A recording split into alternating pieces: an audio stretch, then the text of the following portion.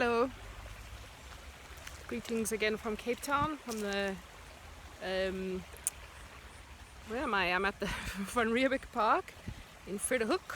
They have neatened the place up, cleaned it up. They're starting to work a little bit on the river.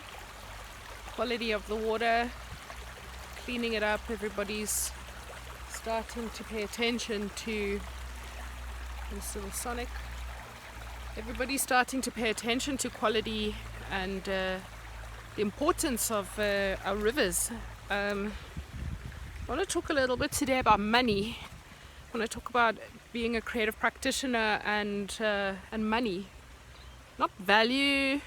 What we do is so valuable, it's invaluable.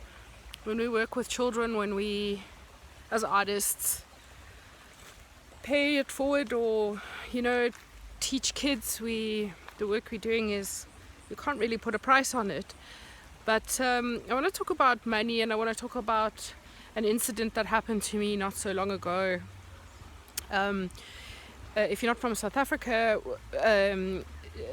some people have come up with a job called a car guard, and a car guard basically points out that there's a parking, directs you into the parking, manages looks at your car, watches your car doesn't get broken into, and then when you leave you make a donation.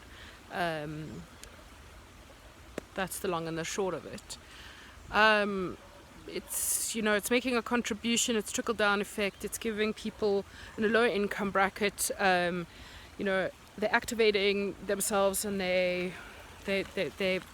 creating an economy.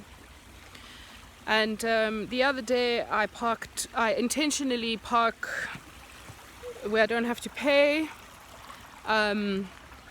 because I don't have a great income as an artist. I don't earn a consistent monthly income.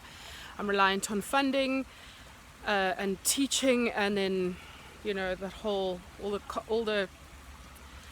criteria and variables that fit into that. And I went to go and give the car guard some money, and I opened my wallet and there was nothing in there, which is usual. And my initial response was to get angry. How could you ask me for money? I walked here to park where I don't have to pay for parking, so that I don't have to pay because I don't have the money, and because I don't have the money I'm feeling stressed and the thing. I just caught my breath for a second, and I turned to him, and something I wasn't expecting to say came out of my mouth. I said, "Please, can you pray for me?" I'm not religious, but I said, "Can you please send me tons and tons and tons of good vibes and good energy, that I can start to generate more income, so that when I come here next time, I've got a 10 Rand note, it's less than $1. I've got a 20 Rand note, around about $1, to give to you, as a donation. But right now I don't have it." And he was so nice, and he was like, my thoughts and the thing, and it was just a beautiful, joyful experience. And it really made me realize that staying stuck in a space where I don't want to have to get a proper job, whatever that means, to pay my bills, because I want to make my work and I want to teach and pay this creative practice forward. But I also don't want to not participate in an economy, in a financial economy. And so I've been working for 3 months now, if not a little bit, actually longer, 6 months now, doing an entrepreneurial workshop and training.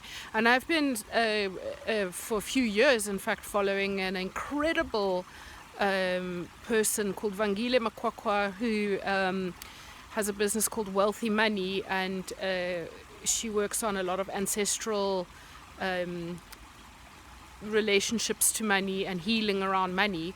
And I invited her once to speak at the artist feedback sessions that I was hosting, and the irony was that not one artist RSVP'd, and I had to ashamedly contact her and say, I can't. It's not going to happen.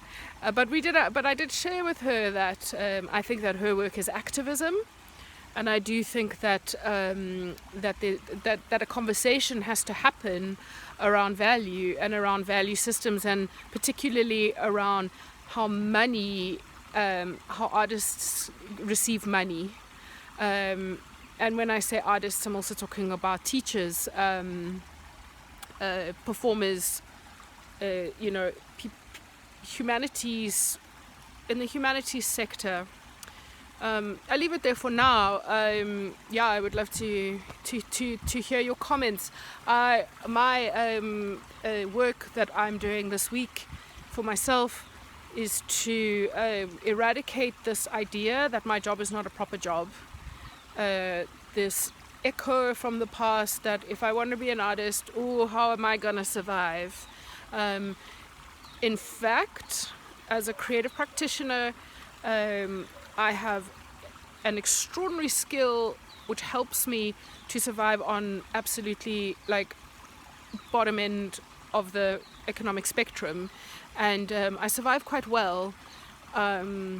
So yeah, I'm going to be sharing some of those skills with you in due course.